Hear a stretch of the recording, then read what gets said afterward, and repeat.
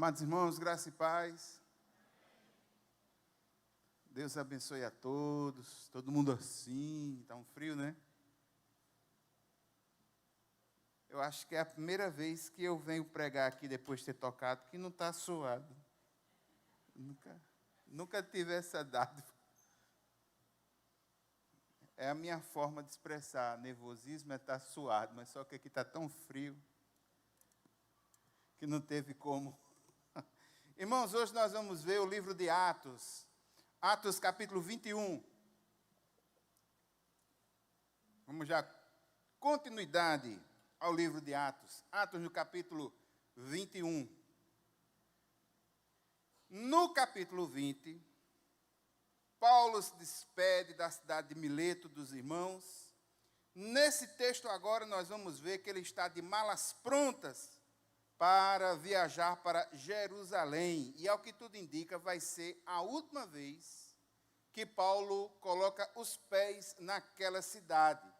E ele tem uma missão, ele está levando donativos das igrejas da Ásia para as pobres igrejas na Judéia que estavam sofrendo. Uma caravana de 9 pessoas, 7 irmãos que estão ajudando eles, levando dinheiro. Lucas, que é o que registra o livro de Atos, e o próprio Paulo. Essa caravana de 9 pessoas está indo de Mileto a Jerusalém. Ele está indo para Jerusalém, irmãos, não para receber nenhum tipo de reconhecimento ou alguma coisa para si mesmo. Ele tem na sua mente prerrogativas muito maiores, inclusive, que nós podemos até entender.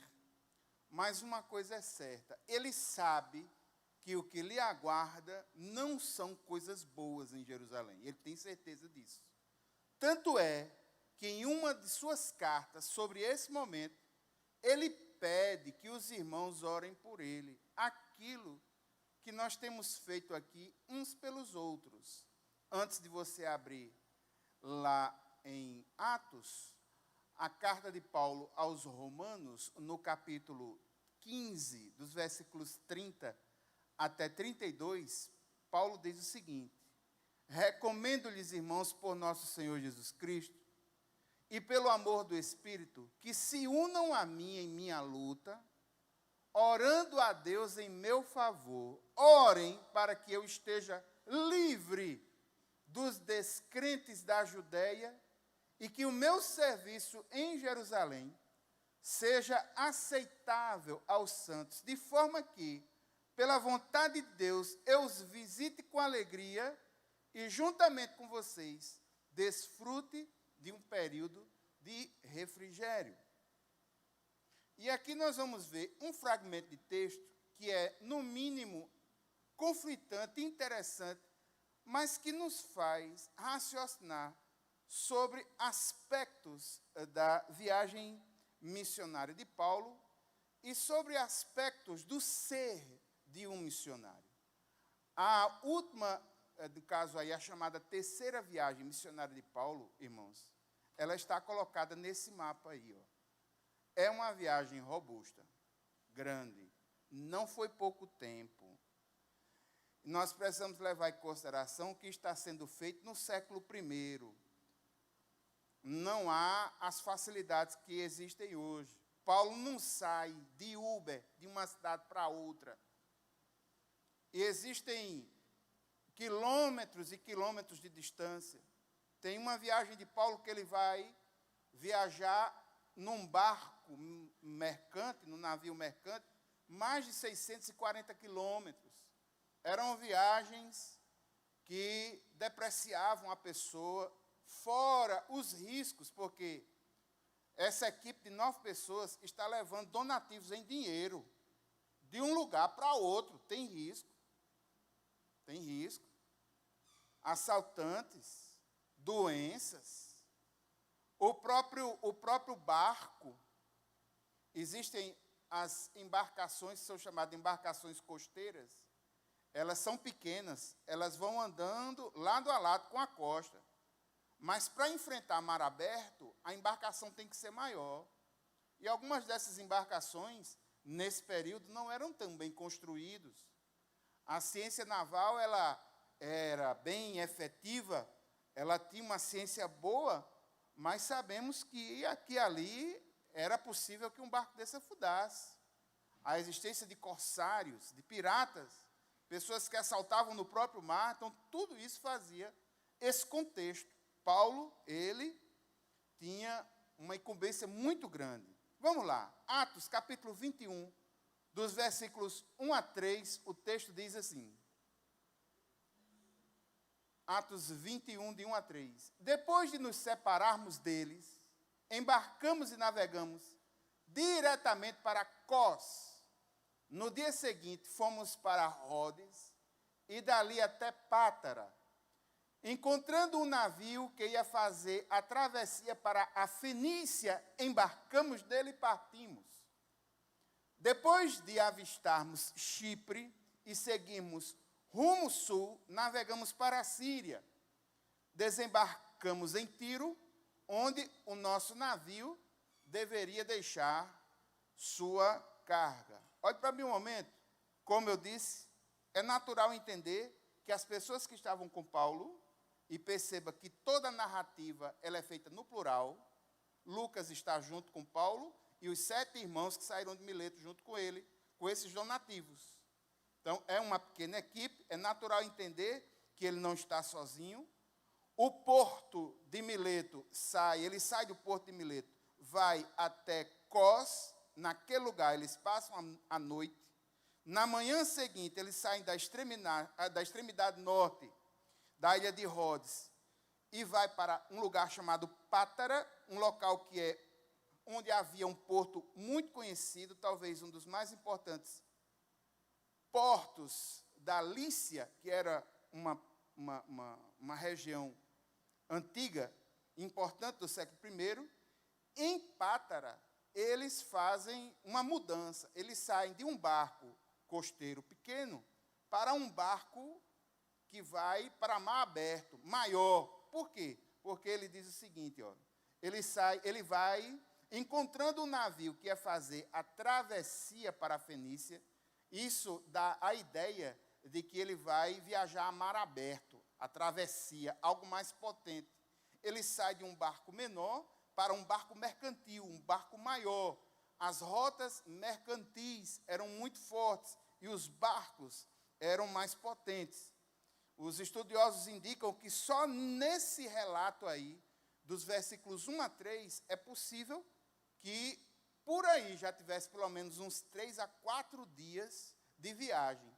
Eu estou trazendo essa informação, irmãos, porque muitas vezes a gente vê o relato em Atos, 3 versículos, saí de um canto, fui para outro, saí de um canto, fui para outro, saí de um canto, fui para outro. A gente, sem falar da geografia e das possibilidades, dá a entender que ele saiu daqui para 13 de maio, né? Aí, lá em 13 de maio, se deslocou, foi até Pedro Gondim, assim como se fosse coisa bem pertinho. E que tivesse demorado assim, coisa de 20 minutos.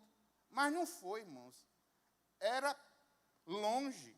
Eu coloquei, inclusive, aqui um pequeno foco do lugar dessa viagem que ele está fazendo.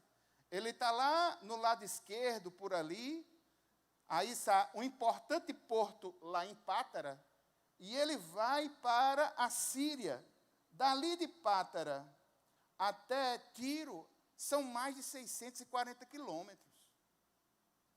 E é em mar aberto. Aí não é mar costeiro. Perceba que lá em cima é costeiro. Está vendo? Éfeso, Rhodes, tudo ali, pequenas ilhas, pequenos barcos podem fazer aquilo ali. Está vendo só? Mas de Pátara para Tiro, que é outro porto importante ali, 640 quilômetros, aí é em mar aberto. Ele tem que ir em um outro navio. E é fácil identificar essas rotas paulinas, por quê? Porque essas viagens de fluxo de passageiro, elas eram muito poucas. Os passageiros viajavam em mar aberto, em navios mercantes, com destinos pré-estabelecidos. Versículo 4 diz: encontrando os discípulos dali, ficamos com eles 7 dias. Eles, pelo Espírito, recomendavam a Paulo que não fosse a Jerusalém. Mas quando terminou o nosso tempo ali, partimos e continuamos nossa viagem. Todos os discípulos, com suas mulheres e filhos, nos acompanharam até fora da cidade e ali na praia nos ajoelhamos e oramos. Depois de nos despedirmos, embarcamos e eles voltaram para casa. Perceba, irmãos, ele está em Pátara. Perceba que os crentes estão aumentando em número. Levando em consideração esse lugar, Pátara, atual Líbano, é razoável entender que os crentes judeus que haviam sido dispersos por causa da perseguição de Estevão, tinham conseguido chegar até aí neste lugar. E alguns cristãos gentios haviam ido para esse lugar também em função do crescimento do evangelho, que muitos estudiosos apontam no século I está ocorrendo nestes lugares. Esses irmãos, eles levaram a proclamação do evangelho tão a sério.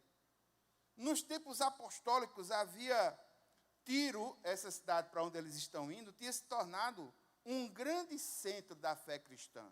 E agora nós vemos Paulo em Tiro, querendo ir para Jerusalém, antes ia passar por Cesareia.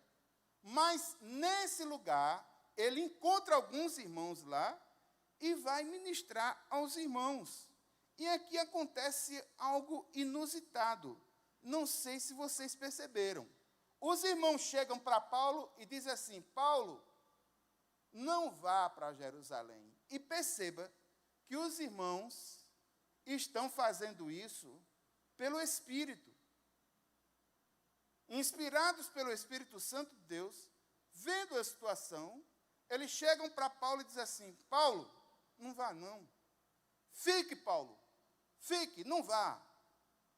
Irmãos, existe alguma contradição entre as revelações que Paulo recebeu no Espírito Santo de ir para Jerusalém e esse Espírito agora, pelos irmãos, dizendo a Paulo que não vá?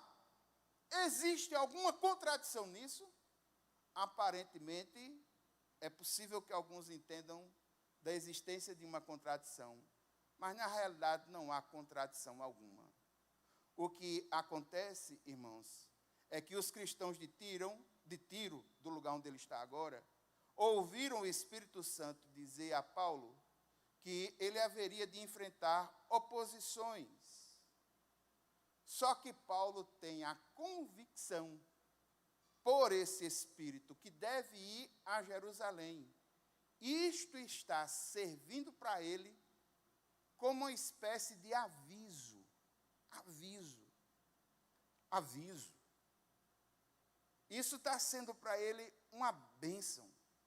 Por quê? Porque Paulo tinha plena convicção da sua entrega ao Senhor e da missão que estava colocada para ele fazer. Você está com o livro de Atos aberto? Volte um pouquinho para o capítulo 9. O capítulo 9 é o capítulo do chamado de Paulo. No capítulo 9, vá para os versículos 15 e 16. Quando Ananias vai se encontrar com Paulo, veja o que acontece. Versículo 15 diz: o Senhor disse a Ananias: vá, este homem é meu instrumento escolhido para levar o meu nome perante os gentios e seus reis, e perante o povo de Israel. Versículo 16. Mostrarei a ele o quanto deve sofrer pelo meu nome. Está vendo aí? É essa a convicção que está no coração de Paulo. Paulo ia para Jerusalém, o Espírito Santo dizendo, os irmãos se compadecendo da situação, você vai sofrer, E ele disse, tudo bem, eu vou. Um comentarista chamado Warren Wiersbe, ele diz que os pronunciamentos proféticos devem ser entendidos como avisos, como se dissesse a Paulo, se prepare. Não são proibições, no sentido de você não deve ir, porque isso não ia funcionar. Paulo sabia, inclusive, tinha colocado no seu coração da possibilidade de dar a sua vida ao Senhor. Irmãos, o problema disso não está em Paulo. O problema disso não está nos crentes de Tiro. O problema disso está em nós, porque nós não sabemos o que significa sofrer pelo Evangelho. É por isso que nos impacta algo assim.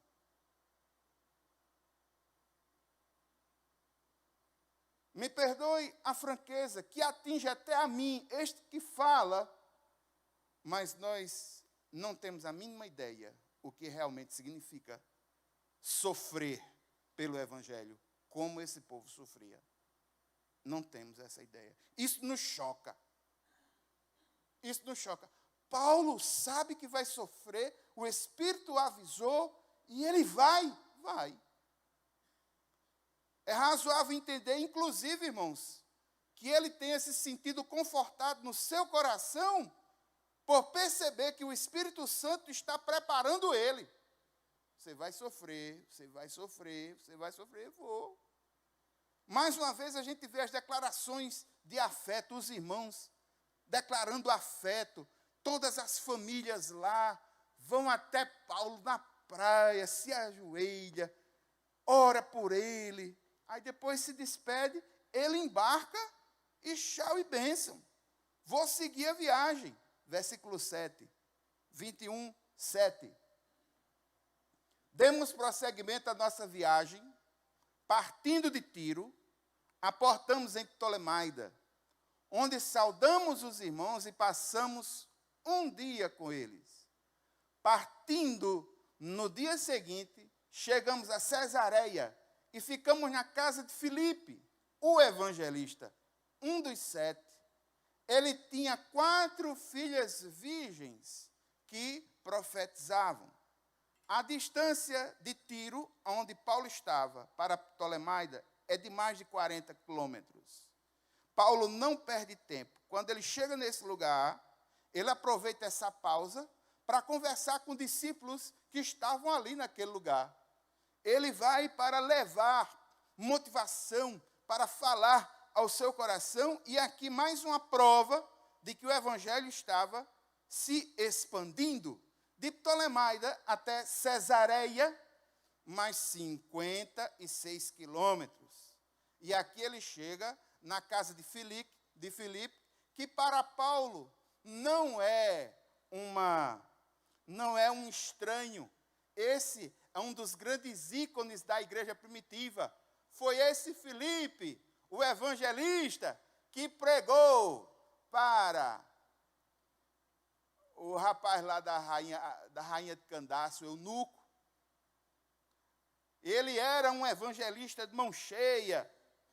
Ele tinha sido evangelista em Samaria, evangelizou na área mediterrânea do Azoto, e agora estabelece residência em Cesareia e dá testemunho. Qual é o testemunho? As suas filhas seguem o mesmo exemplo do pai.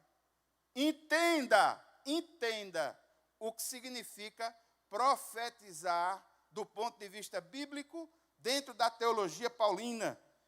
Não quer dizer que essas mulheres eram místicas, que estavam lá em transe constantemente, como muito pensa, ser um profeta. Não.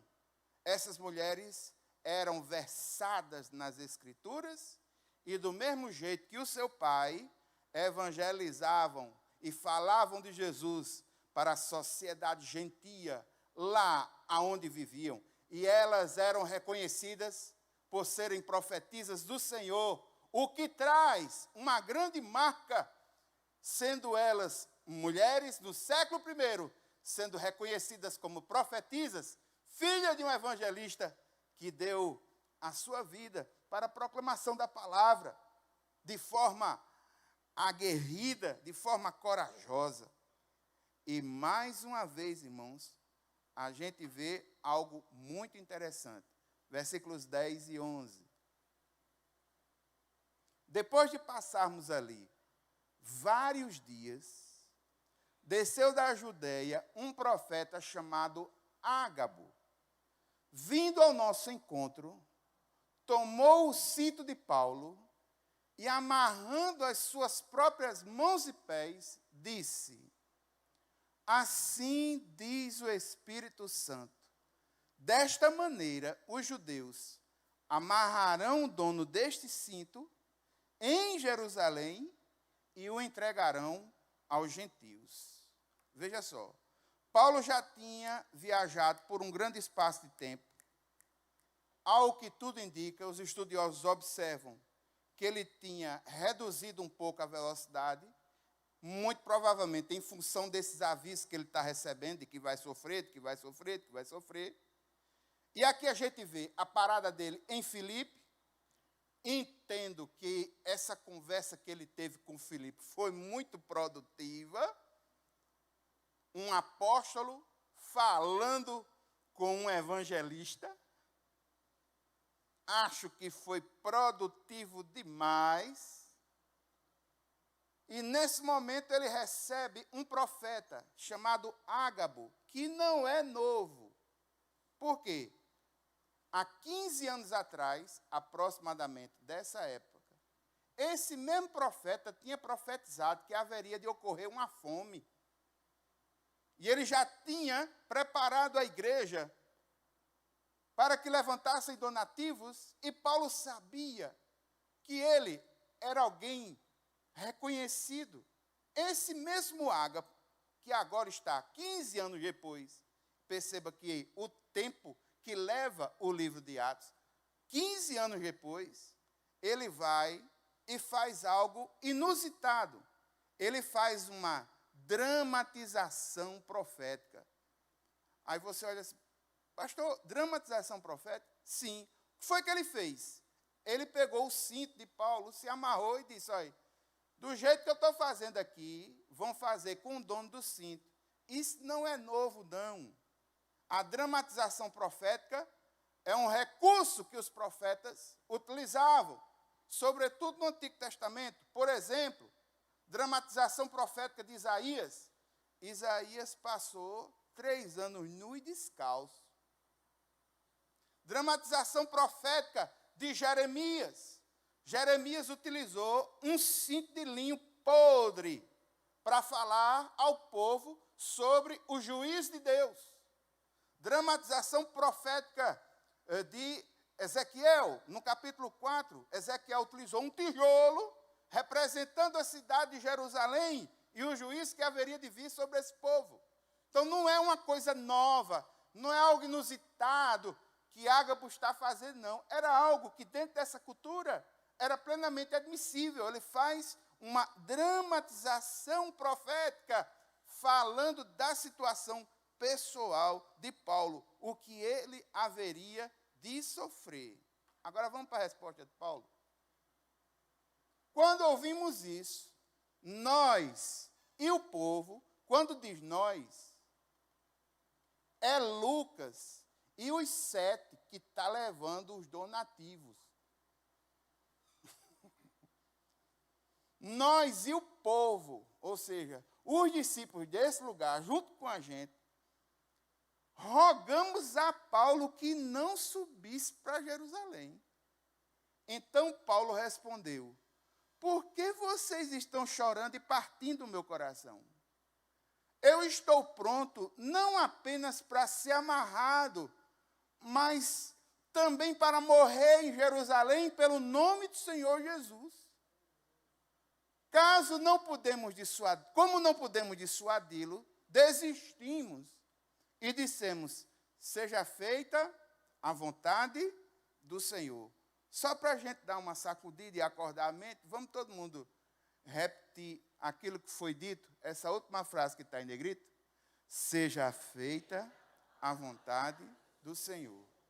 A oração mais forte que alguém pode fazer. A oração mais forte que alguém pode fazer. Os companheiros de Paulo querem que ele desista, ele não desiste. E Paulo vê isso uma confirmação. Ele está determinado, a sua determinação é inabalável. Paulo não tem medo. Ele confronta os irmãos que estão emocionados, mas ele não se envolve com esse clima emocional. E os irmãos desistem. Então, Paulo está bem. Você vai mesmo, seja feita a vontade do Senhor. Mesmo que naquele momento muitos deles não pudessem compreender perfeitamente o que está acontecendo, perceba que essa vontade deles, ela é aparentemente boa. Pelo Espírito, eles estão sendo avisados que Paulo vai sofrer. E eles avisam a Paulo, Paulo, não vá não, você vai sofrer. Isso é algo bom, irmãos, não estamos negando essa hipótese. Mas o fato é que Paulo estava preparado para algo muito maior, coisas que o Senhor estava construindo em seu coração. E, juntamente, os amigos e as pessoas que lá estavam, desistem de dissuadi-lo a que desistisse dessa viagem, e eles rogam, dizendo, seja feita a vontade do Senhor. Aí ele chega a Jerusalém. Versículos 15 e 16. Depois disso, preparamos-nos, subimos para Jerusalém. Alguns dos discípulos de Cesareia nos acompanharam e nos levaram à casa de Minasson, onde devíamos ficar. Ele era natural de Chipre e um dos primeiros discípulos. A caravana de 9 pessoas é recebida na casa desse homem chamado Minasson, que pode ser uma forma grega de dizer Manassés.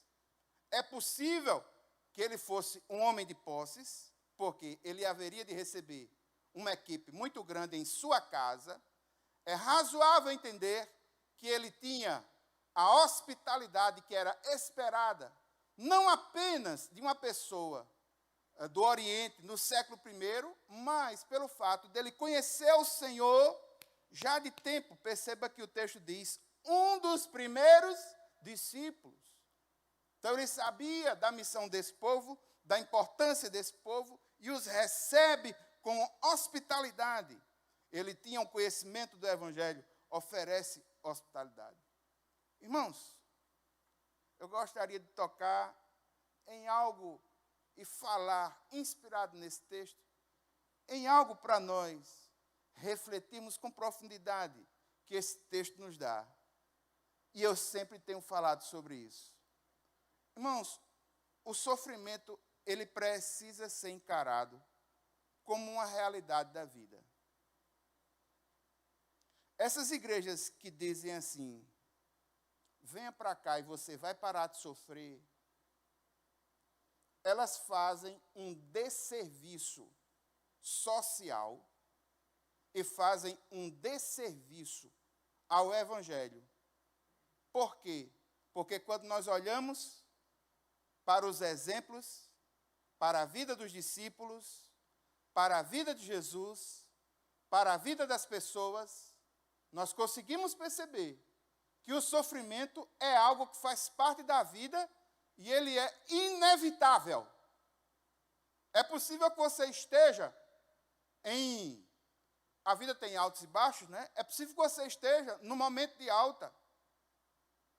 Mas não há garantia de que você fique nesse momento de alta pela sua vida inteira. Quantas e quantas vezes, muitos de nós, já estivemos no fundo do poço. E ao estar no fundo do poço, nós contemplamos a glória e a graça do Senhor, que nos dá o mínimo e o máximo ao mesmo tempo. O mínimo que merecemos e o máximo que, de fato, Ele nos dá por quanto poder, pois Ele é poderoso. E a gente consegue passar a vida enfrentando essas ondas de altos e baixos, porque o Senhor está ao nosso lado. Irmãos, Não é pelo fato de você crer no Senhor Jesus que você nunca vai enfrentar dificuldades, seja financeiras, seja de doença, seja dificuldade emocional. Não pense que você agora, que teve o seu encontro com o Senhor Jesus, criou-se algum tipo de redoma, alguma coisa assim, que você está imune a tudo e nada vai lhe acontecer. Esqueça isso. Esqueça isso. Nós vamos nos deparar com sofrimento, e no caso de Paulo, Paulo está sofrendo por amor ao Evangelho e está sofrendo porque está colocando a sua vida como um projeto de Deus. Me perdoe dizer isso para uma sociedade pós-moderna, líquida, cujas os trejeitos e características nos afetam, porque nós não estamos longe da sociedade, muito pelo contrário, estamos inseridos nela, e aqui e ali nós recebemos alguns de seus efeitos, mas o fato é que muitas pessoas acham estranho que muitas vezes Deus permite ou mesmo dirige a que muitos de nós soframos. E eu gostaria, irmãos, de expor alguns motivos pelos quais nós, como crentes em Cristo Jesus, enfrentamos sofrimento ao longo da nossa vida. Alguns motivos. O primeiro motivo que eu gostaria de apresentar aos irmãos é que muitas vezes nós enfrentamos o sofrimento porque o Senhor vai produzir em nós um fruto espiritual grande e nós precisamos de ser treinados no Senhor, preparados no Senhor, preparada a nossa fé na fornalha das provações de Deus. É necessário que para que muitos de nós produzamos fruto espiritual, precisamos ter um encontro com as dificuldades do sofrimento que muitas vezes a vida nos proporciona. Evangelho de João, capítulo 15, versículos 1 e 2. O texto diz assim: eu sou a videira, meu pai é o agricultor. Todo ramo, estando em mim, não dá fruto, o que é que acontece? Ele corta. E todo o que dá fruto, o que é que faz? Ele poda, para que dê mais fruto ainda. Então, meu irmão, nem se preocupe. Você está nos planos do Senhor, você está executando a vontade de Deus, mas muitas vezes existem algumas coisas na tua vida que você, como uma planta do Senhor, precisa ser tratada para produzir mais. Nem se preocupe que a tesourona do Senhor vai chegar em você. Você já viu um processo de poda? Pega a planta e a tesourona só cortando. Aqui tem muito orgulho. Vou cortar. Aqui tem uma autossuficiênciazinha. Vamos cortar. Aqui tem. Aqui tem ainda aquele velho homem que quer se levar. Vamos cortar. E o Senhor só sai cortando. Corta de um jeito que a planta fica peladinha. Você fica uma seda. Novo. Aí quando é daqui a pouco, sobe num púlpito para falar, é uma bênção. Dá um testemunho na casa de alguém, é uma bênção. Entra numa ação em um ministério, é uma bênção. As pessoas olham para ele e dizem, esse é um homem de Deus, mas muitas vezes não sabe da tesourada que levou.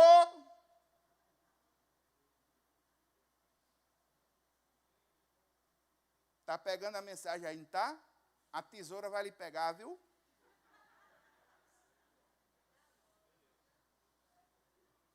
Irmãos, por que é que o crente sofre? Ele sofre para poder consolar outra pessoa. 2 Coríntios, capítulo 1, dos versículos 3 a 5, Paulo diz o seguinte: bendito seja o Deus e Pai de nosso Senhor Jesus Cristo, Pai das misericórdias e Deus de toda consolação, que nos consola em todas as nossas tribulações. Para quê? Para que com a consolação que recebemos de Deus, possamos consolar os que estão passando por tribulações. Pois assim como os sofrimentos de Cristo transbordam sobre nós, também por meio de Cristo transborda a nossa consolação. Então, meu irmão, você quer receber um tratamento VIP porque está passando algum momento de depressão ou de melancolia? Converse com um irmão que foi restaurado pelo Senhor e que passou pelos mesmos problemas. Porque ele não vai saber desse assunto, não é só na teoria, não. Ele sabe na teoria e na prática. E ele vai dizer assim: eu passei por isso, irmão, e eu sei como é que funciona. Mas Deus me ajudou assim, assim, assim, assim, assim, assado.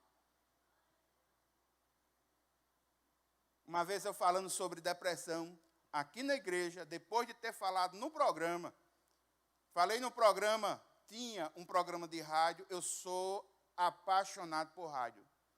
Tanto o rádio em si, como rádio, coisa radiofônica. Eu sou apaixonado por rádio. Tive, por essa igreja, um programa de rádio chamado Curados pela Palavra. Na noite que eu falei sobre depressão, na sexta-feira, logo de cara, recebi 5 ligações de pessoas que queriam dar cabo da sua vida. Teve alguém que me ligou às 1h30 da manhã e eu disse: não se mata agora não, deixa para terça-feira. Antes fale comigo.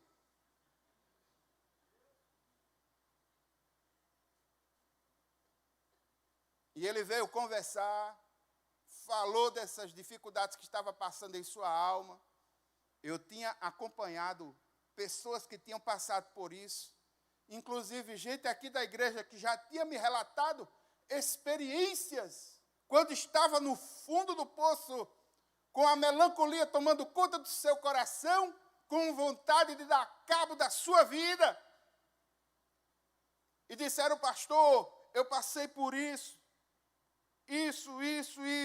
o Senhor me ajudou assim, assim, assim. E muitas daquelas experiências eu compartilhei com alguns desses irmãos que hoje têm experiência, maturidade para ensinar outras pessoas que haverão de passar pelo mesmo problema. Irmãos, quando nós passamos por uma dificuldade, em Deus, refletimos sobre ela, nós temos condições de ajudar outra pessoa naquele mesmo ponto. Sabe por que é que o crente sofre? O crente sofre para se tornar mais semelhante a Cristo. Romanos 8:29 fala sobre essa semelhança que nós temos em Cristo Jesus, mas eu gostaria que você abrisse a sua Bíblia em Mateus, no capítulo 10, os versículos 24 e 25. Mateus, no capítulo 10, os versículos 24 e 25.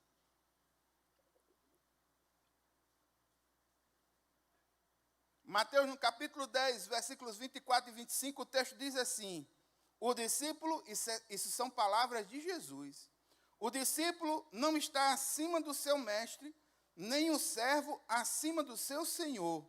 Basta ao discípulo ser como o seu mestre e ao servo como o seu senhor. Se o dono da casa foi chamado de Belzebu, quanto mais os membros da família. Você sabe sobre quem ele fez essa afirmação? Sobre si mesmo. Se aos donos da casa, se o dono da casa chamar de Belzebu, ele mesmo. Se chamar a mim disso, o que é que não vão fazer com meus discípulos? O que é que não vão fazer com vocês? Eu vou lhe confrontar com uma verdade que talvez você não tenha notado ainda. Você, como igreja do Senhor, como sal da terra, como luz do mundo, se você for sal da terra de verdade, se você for luz do mundo de verdade, me desculpe dizer algo, você é odiado.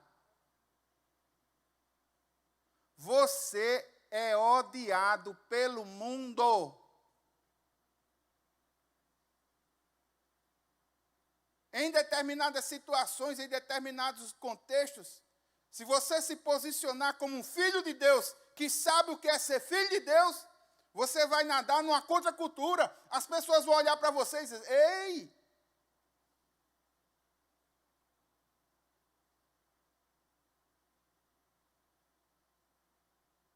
Irmãos, o mundo não vai odiar se a gente encher a sociedade de cesta básica. O mundo não vai odiar se a gente encher a sociedade de programas sociais estruturantes. O mundo vai nos odiar, sabe como?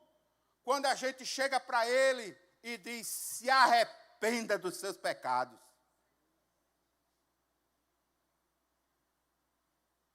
Está errado.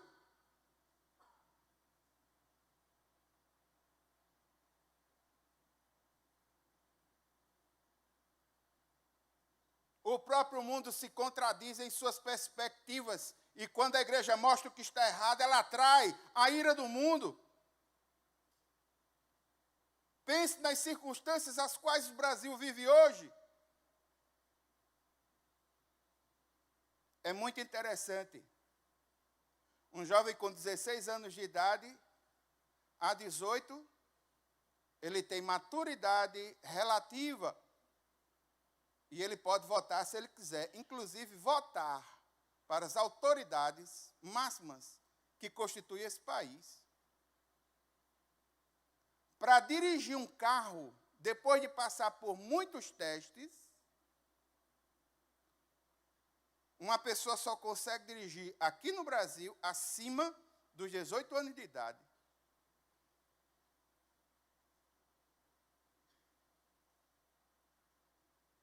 Para tocar de sexo, uma criança ter a possibilidade de opinar e em uma manifestação pública se levantar um cartaz falando que existe criança trans e a igreja não se posicionar em relação a esse erro, pode torar no ar se eu estou falando aqui, está errado.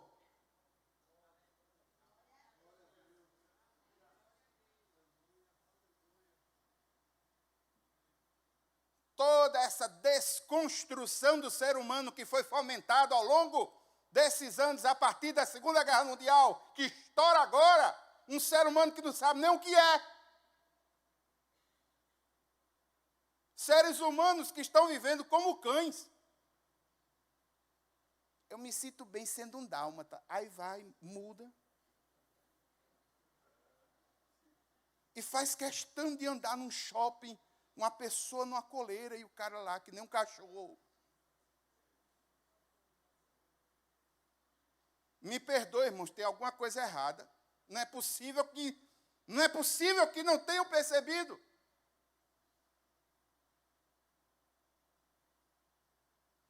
A nossa sociedade, ela tem problemas. E a igreja como sal, um sal quando toca na ferida, irmãos. Já botaram o sal em cima de um sapo?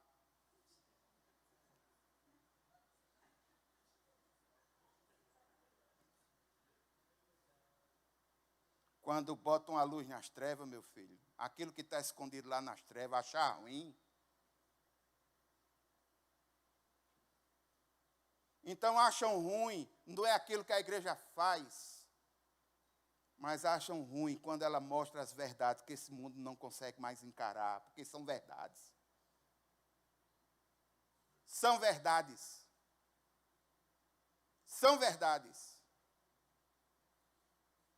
E essas verdades atraem o ódio do mundo contra a igreja. Por que é que o crente sofre? Para que a gente aprenda a depender mais de Deus. Romanos capítulo 5, dos versículos 3 a 5, o texto diz assim: não só isso, mas também nos gloriamos nas tribulações, porque sabemos que a tribulação produz perseverança. A perseverança, um caráter aprovado. E o caráter aprovado, esperança. E a esperança não nos decepciona, porque Deus derramou o seu amor em nossos corações por meio do Espírito Santo que Ele nos concedeu. Então, meu irmão, quando nós caímos nas dificuldades, nas tribulações, nos problemas, se o Senhor está ao nosso lado, nós vamos sendo fortalecidos, estabelecidos, alicerçados, com perseverança, um caráter aprovado, com esperança, ficamos firmes e conseguimos ultrapassar os problemas. Por último, entenda, muitas vezes nós sofremos porque o Senhor resolveu nos disciplinar. A disciplina de Deus para a nossa vida. O verdadeiro amor, irmãos, é aquele amor que olha para o seu objeto, o ente amado, a pessoa amada, e quer o bem. O verdadeiro amigo não é aquele que lhe elogia sempre. O verdadeiro amigo também é aquele que, ao olhar para um erro em sua vida, ele vai chegar e dizer: fulano, ó, se você continuar assim, é possível que você sofra. Tem muita gente que lhe elogia e que não é amigo seu.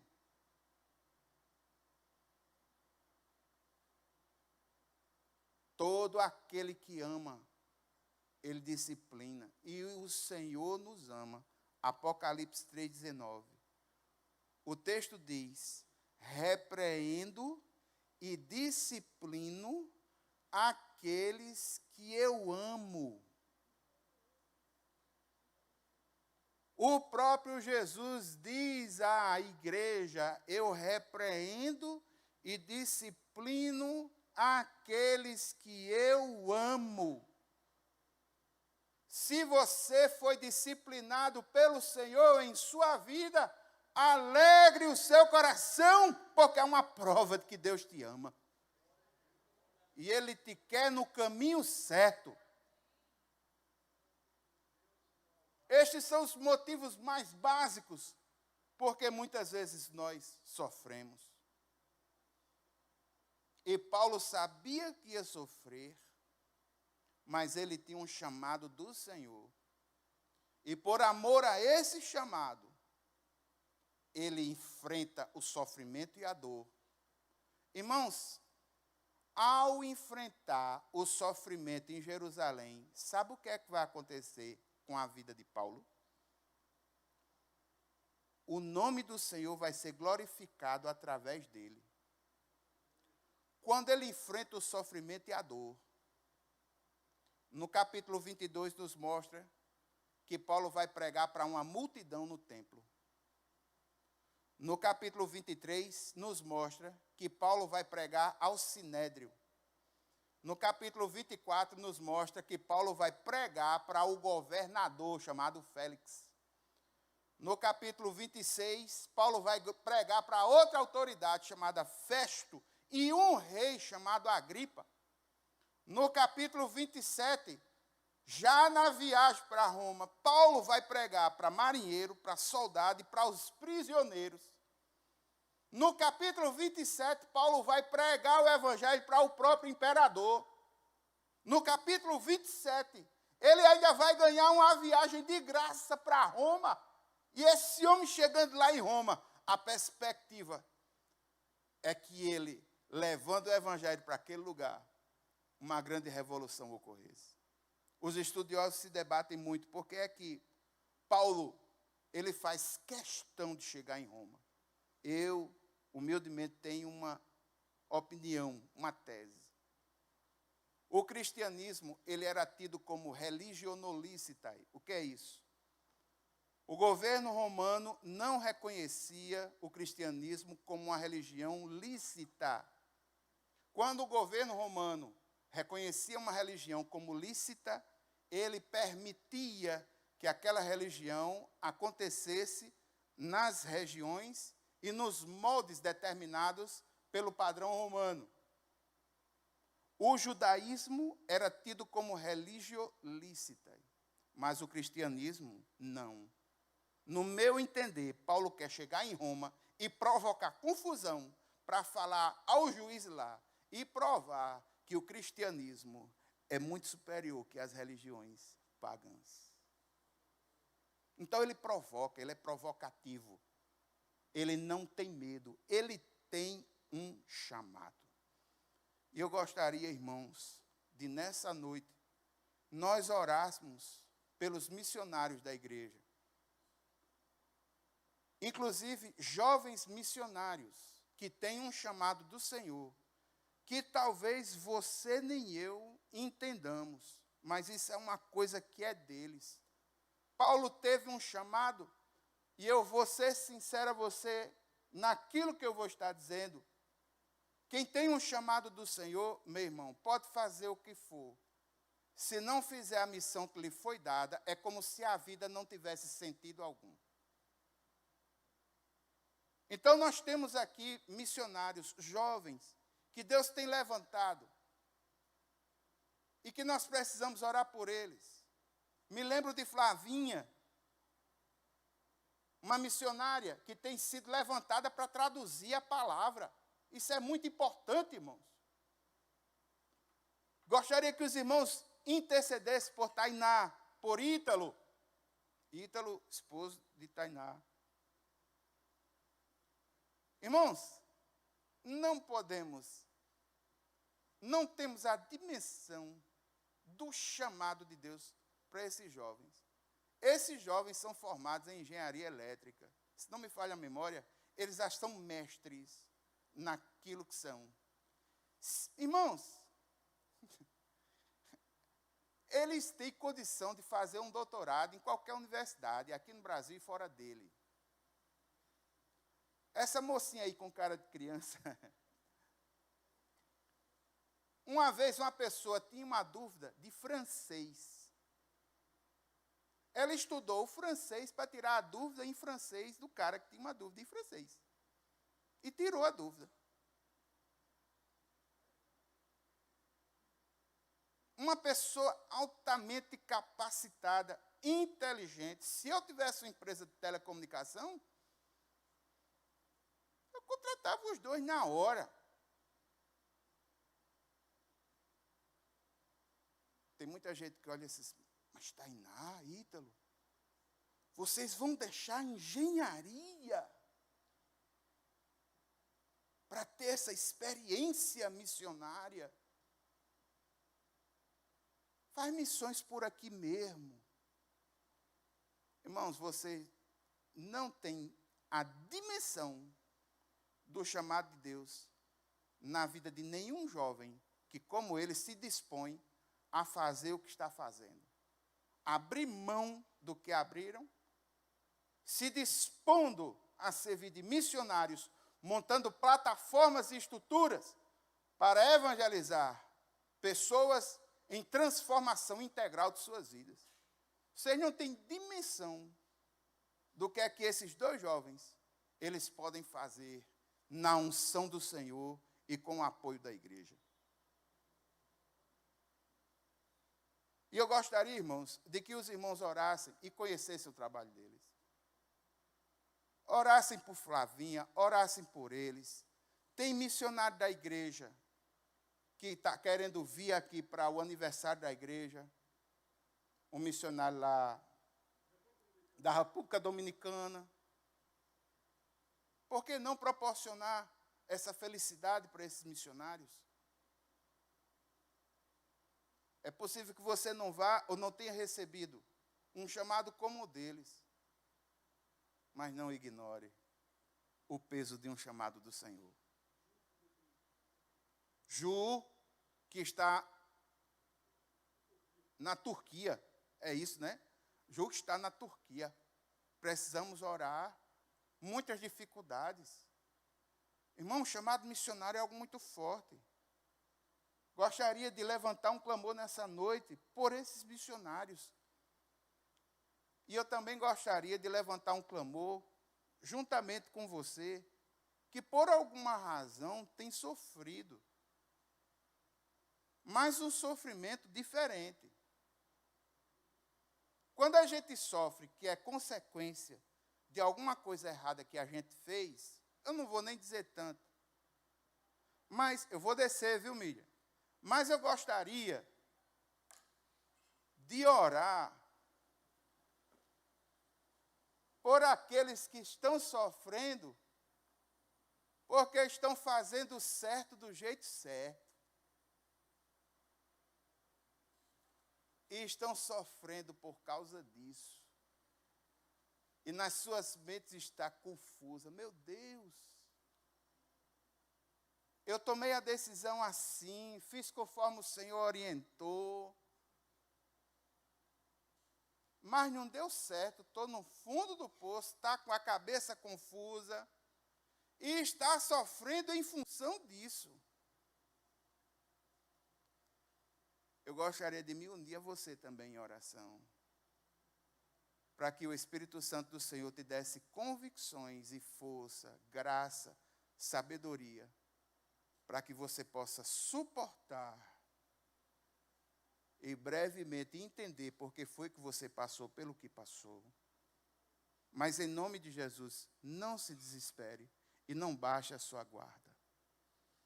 Em nome de Jesus, não se desespere, persevere, porque surge, irmãos. A Bíblia nos mostra, Salmo 73, se não me falha a memória, o salmista olha para a vida do ímpio que prospera.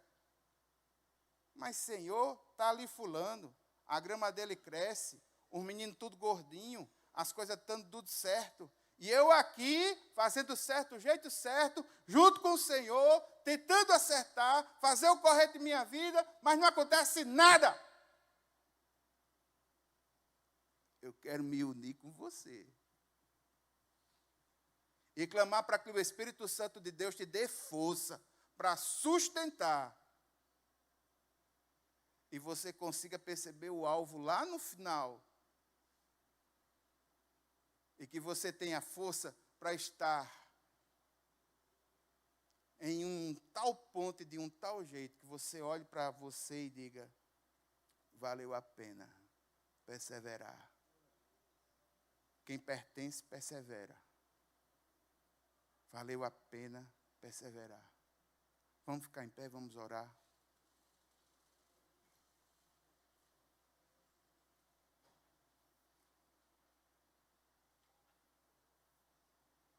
Gostaria que os irmãos colocassem em oração muitos dos nossos irmãos que estão enfrentando verdadeiras batalhas nas suas recuperações de saúde. Gostaria que, de uma forma muito específica, os irmãos colocassem o nosso irmão Flávio Melo nas suas orações. Sua irmã Cleide teve um AVC e ele tem enfrentado uma barra difícil, não é de hoje, já de muito tempo. E quando a gente sofre um grande espaço de tempo, há uma tendência à doença, ao esmorecimento e a surgirem outras coisas. Eu gostaria de pedir que os irmãos estivessem intercedendo por Flávio. Muitos irmãos, nossos irmãos, têm passado dificuldades na questão de saúde. Nós precisamos ajudar em oração. Muitas situações difíceis têm se levantado. Não adianta colocar uma peneira para ver a realidade. Não tem como, a realidade está aí. Nua, crua, fria e violenta. E nós precisamos aprender a depender do Senhor e, como igreja do Senhor, nos dar força um ao outro para a gente levantar a cabeça e seguir adiante. Há uma esperança. O Senhor é a luz no fim do túnel para nós. Esse Espírito Santo está a nos ajudar, nos fortalecer, nos dando força para que a gente tenha força para perseverar. Chegar lá no outro lado e dizer: obrigado, Senhor, o Senhor me ajudou a passar por essas dificuldades. Sofrimento traz dor na alma. Vamos orar por essas duas causas. Pai eterno e santo, Deus poderoso, nós queremos colocar diante de Ti, Senhor, os missionários da igreja, todos os que foram citados, Ju, da República da República Dominicana, Ítalo, Tainá, Flavinha, todos. Senhor, no nome de Jesus, atua de forma poderosa na vida deles. Levanta os recursos. Senhor, eles têm uma missão que foi dada pelo Senhor. E eles vão cumprir essa missão. O Senhor tem trabalhado em seus corações. Eu quero te pedir, Deus, que o Senhor traga uma restauração espiritual profunda a cada um desses jovens e missionários da igreja que receberam essa vocação. Senhor, que o teu Santo Espírito visite eles nesse momento. Eu quero te pedir, Deus, no nome de Jesus, que o Senhor os livre daqueles que se levantam para fazer o mal. Livra cada um deles, Pai, no nome de Jesus. E agora, Pai, eu quero colocar diante de Ti cada um de nós que tem sofrido no coração, porque faz o certo do jeito certo, mas muitas vezes é incompreendido, muitas vezes não consegue entender o que está acontecendo, muitas vezes não consegue entender porque não há porta aberta, muitas vezes não consegue entender e fica questionando a si mesmo. Meu Deus, meu Pai, no nome de Jesus, que o teu Santo Espírito traga liberdade e traga uma nova visão nessa noite. Pai, nos restaura. Meu Deus, meu Pai, em nome de Jesus, livra cada um de nós. Nos ajuda a passar por esses momentos tão difíceis. Nos ajuda a te enxergar nesses momentos tão difíceis. Deus eterno e santo, nos toma nas tuas mãos e nos ajuda a passar por esse mar turbulento. Pai, nós oramos no nome de Jesus. A igreja diz amém. Irmãos, eu gostaria de aproveitar que você está em pé e gostaria de fazer uma terceira oração. É possível que alguém aqui nessa noite esteja se deparando com uma causa. E dessa causa que tem que enfrentar, diz assim: não tenho condições. Eu não sei o que fazer, não sei como fazer, eu não tenho a menor ideia. Eu preciso da ajuda do Senhor. Eu preciso da ajuda do Senhor e da ajuda dos irmãos em oração. Se há alguém assim, os que não estão assim, gostaria de pedir que ficassem em pé. E os que estão nessa situação que eu falei, aliás, os que não estão assim, gostaria de pedir que sentassem. E os que têm essa causa, do jeito que eu falei, permaneçam em pé, em nome de Jesus.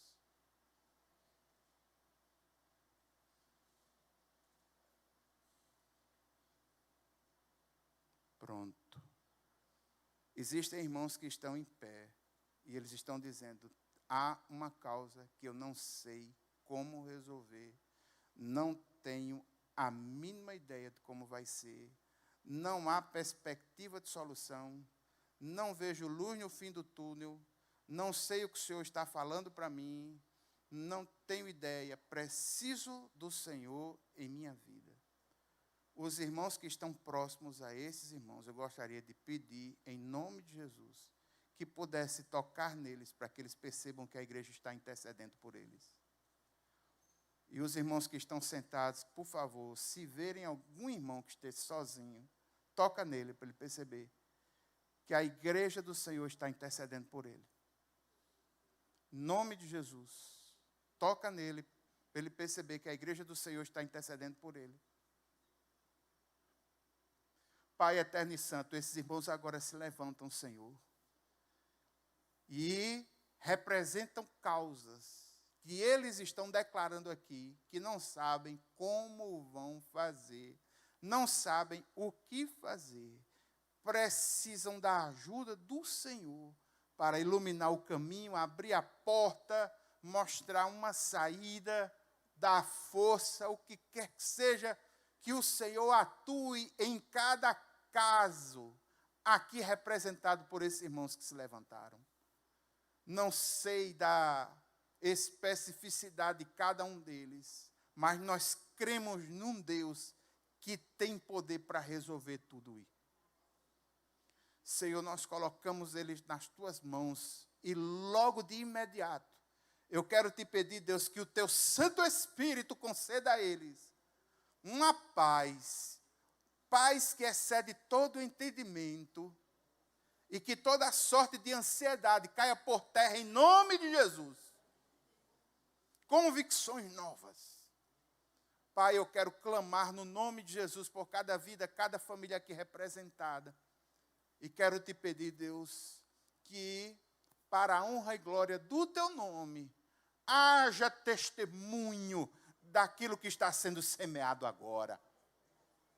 Todas essas causas nós colocamos diante do Senhor e oramos no nome de Jesus e tudo aquilo que este nome representa. E a igreja diz, amém. Vamos ficar todos em pé, irmãos. Vamos encerrar com uma oração. Dê um respire fundo aí. Isso. As misericórdias do Senhor se renovaram hoje. Vai se renovar. O Senhor não perdeu o controle, como o pastor disse, não perdeu mesmo não. Amém? Pai eterno, muito obrigado, Senhor. Nós voltamos para casa com o nosso coração alegre, porque reconhecemos que há um Deus que é muito maior do que nós, muito maior do que os nossos problemas. Nós queremos colocar diante do Senhor o retorno para casa. Pai, que nós possamos voltar em paz.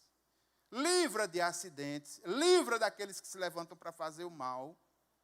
Dá uma noite de sono restauradora.